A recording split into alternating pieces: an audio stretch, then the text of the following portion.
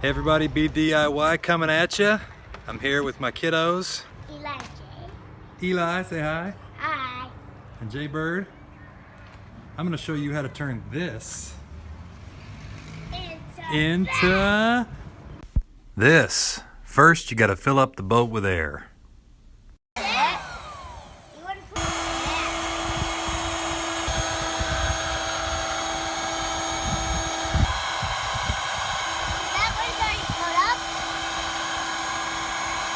Yeah, almost.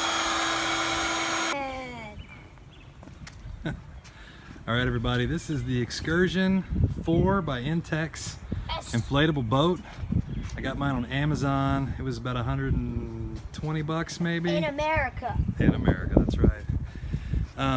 The boat comes with, of course, the inflatable raft, as you can see here. These two oars. AKA paddles. AKA paddles, I like which are quite helpful. They're lightweight, like they're aluminum or something. The boat also comes with a little pocket Trinket on the pocket. side there for putting your stuff. And over here in my garage somewhere, there's an inflatable, two inflatable seats that go in the boat. This video, also this rope here. Now I don't use the seats. I don't use the seats in the boat because I'm going to show you I did a DIY that I think makes the boat a lot more fun to use. DIY. That's right. This is what we sit on. Makes a lot more fun to use. So I'm going to take you through the steps here. All right. So the first thing I did was build a floor for the boat.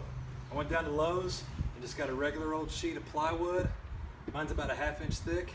Now, if I was to do it again, I would have probably got 3/4 inch or maybe even an inch because I'm kind of a big guy, as you can see, and the weight, you know, you're standing on this in the bottom of the boat, but I think this is adequate for my uses. Okay, so the measurements are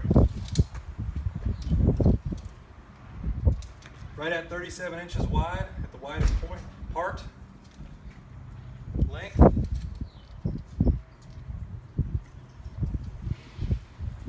is 75.5 inches. The top part here is 18 inches, and from the top point to this point down here is 21 inches. So you have to get a piece of plywood, measure it out with a pencil or with a tape measure, and then pencil out those dimensions and then cut it out. The next thing I did was, and I can turn this over. Oh, this saw is suggested. Don't use that big kind of saw up there. You got to use one that's like portable. That's right. You're going to want to use a circular saw, not a miter saw. Yeah, Or you could use a jigsaw. Yeah, I guess you could use a jigsaw. So this is the back. You can see it's just raw plywood down here. What I did was I had a little staple gun that I went through. A lot of staples. And stapled it in, made sure that all my staples went in clean. You don't want any loose staples in an inflatable boat. Probably a better thing to do would have been to use a really strong adhesive, but that can get sticky. So I think the staples are good, and I was real careful with those to make sure they were in there nice and tight. Another thing that I did was I bought some insulated wiring insulation, which looks like a pool noodle, except it's a little bit smaller. And I went all the way around the edges of this. You can kind of see it here. I'm zooming in. And made it to where when you put this in, there's a soft edge all the way around that rubs up against the side of the boat. Okay? So, you put this in the boat.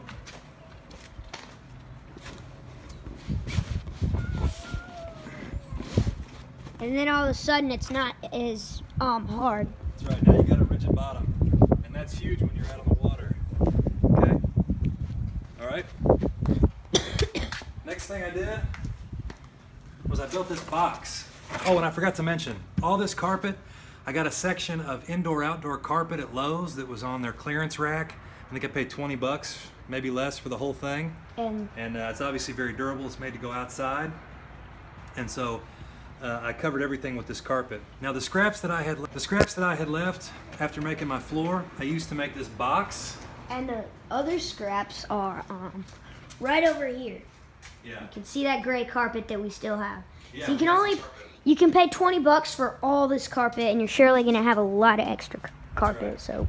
So the dimensions of the box are you could do 3 boats with all that carpet. the top is 24.5 inches long by 14 inches Wide, I I guess. I don't know. And then deep, it's 17. It's 6 feet. From top to bottom, the box is about 17 inches. Yeah, it's like here and here. As you can see, I got a couple of cheap handles at Lowe's to hold the sides. Yeah. There's one on the other side too. Yeah. Let's take a look at the inside of the box. And there's the boat's batteries. One more thing. I learned a lesson. I did a lot of this by trial and error. Jay, can you zoom in on the brackets here? Bracket. Okay. It's a golden bracket. So initially I got these little bracket hinge things from Walmart, and I drilled into the parts of the wood that I guess have less grip, and eventually the screws came out because this lid is going up and down. They came loose, and that's a problem. So I went to Walmart and got a door hinge, which is much more durable. You like, can I lift it up? Yeah. So this, I think for our purposes, is going to be all you need.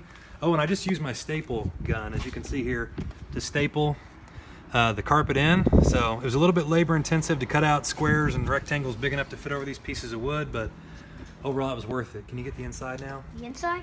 Yeah, just show them that. Okay, We got so our life jackets in here. where I'm at in Kentucky, by law, everybody in the boat's got to have a life jacket. These big ones are for me and my wife when we're on the boat, and my son, can you show me Eli's wearing his, and the other one is over there in the boat.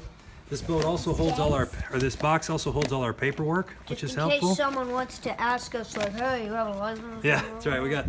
If you got a motor on a boat in Kentucky, you got to have a license and registration, so we've done that. And then this, one of the most important things is the battery that we got to run our troller motor. It's a car battery. Yeah, well, it's the size of a car battery, but it's made for boats. Okay, so the next thing we do, we take this and we put it in the back of the boat. We go kaboomy. Just like that. Okay, there's step 2.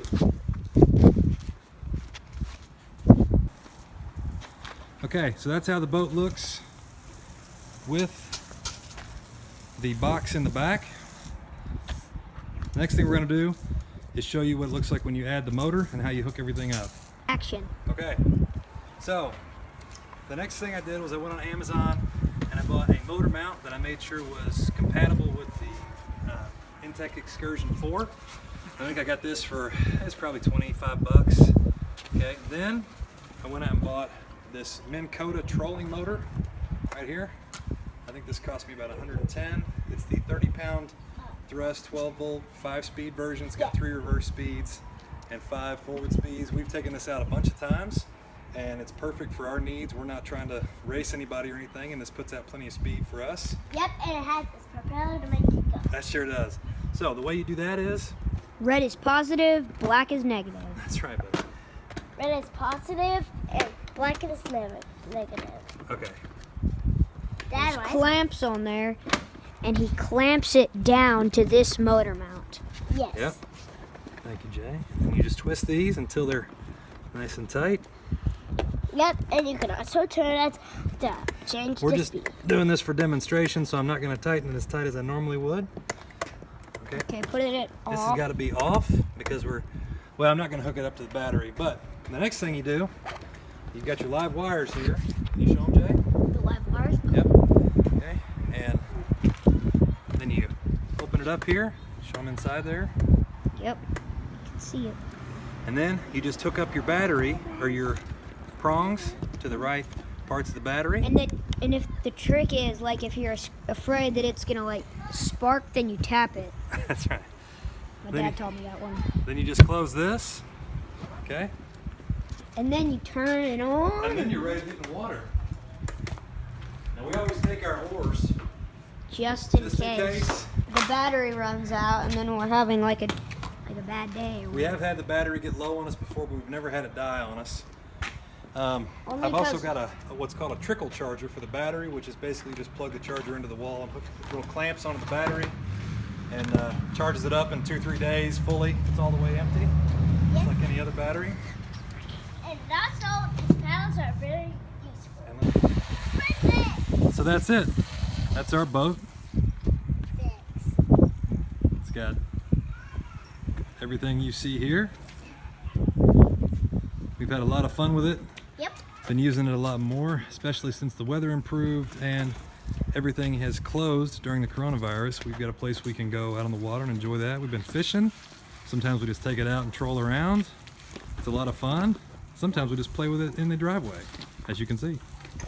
So anyway, this is BDIY and crew wishing you happy sailing, safe travels, and to be healthy and well.